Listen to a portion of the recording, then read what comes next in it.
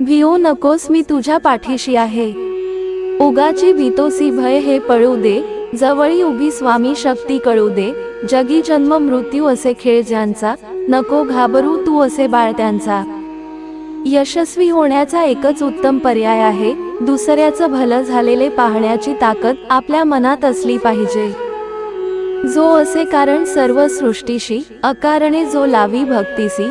बोलवी मनाच्या दंभ युक्तीसी, असा अविनाशी स्वामी माझा.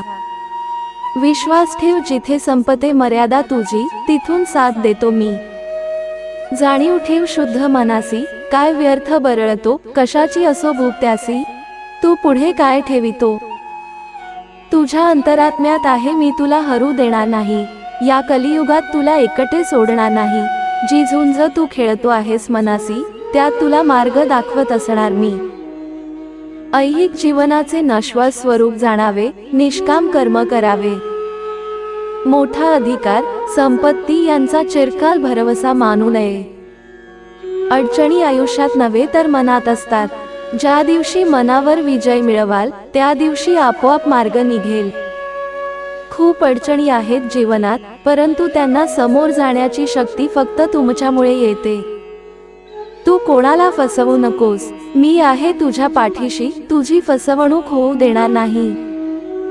कोणत्याही सकारात्मक विचारांना कोणतेही विष मारू शकत नाही आणि कोणत्याही नकारात्मक विचारांना कोणतेही औषध वाचवू शकत नाही. प्राण गेला तरीही दूस, या जीवाची हिंसा करू नये. ध्येय साध्य करणे कितीही कठीण असो, पण जर आत्मविश्वास असेल तर अशक्य असे काहीच नाही. वाईट वेळेत साथ सोडलेल्या लोकांकडे लक्ष देऊ नका, पण ज्यांनी वाईट वेळेत साथ देऊन चांगली वेळ आणून दिली, त्यांचे मोल कधी विसरू नका. जर माझे नाव तुझ्या ओठाशी आहे, तर घाबरतो कशाला, मी सदैव तुझ्या पाठीशी आहे. शुद्ध अंतःकरण ठेवून नाम घेतले तर भगवंताच्या कृपेचा अनुभव येईल. नामानेच अंतरंग शुद्ध बनते. नामानेच मन अंतरंगात प्रवेश करून स्थिर बनते.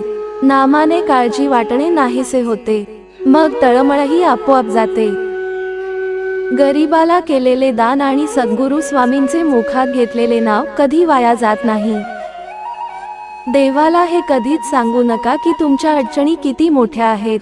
ते अडचणींना सांगा की तुमचा देव किती मोठा आहे. जेथे नाम आहे तिथे मी आहे.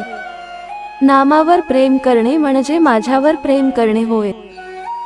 तुम्ही नाम घेता म्हणून मी तुमच्या मागे पुढे चालतो.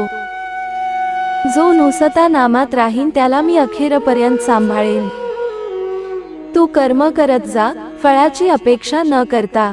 अरे कर्म करणे हे तुझे कर्तव्य आहे आणि तुझ्या कर्माला योग्य ते फळ देणे ही माझी जबाबदारी आहे.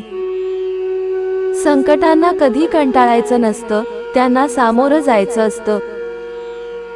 कोणी नावे ठेवली तर थांबायचं नसतं, आपण आपलं चांगलं काम करायचं असतं. फक्त स्वतःचा विचार करणारे लोक फार थोड्या काळासाठी प्रगती करतात, पण जे सगळ्यांचा विचार करतात त्यांची प्रगती कायम होत राहते.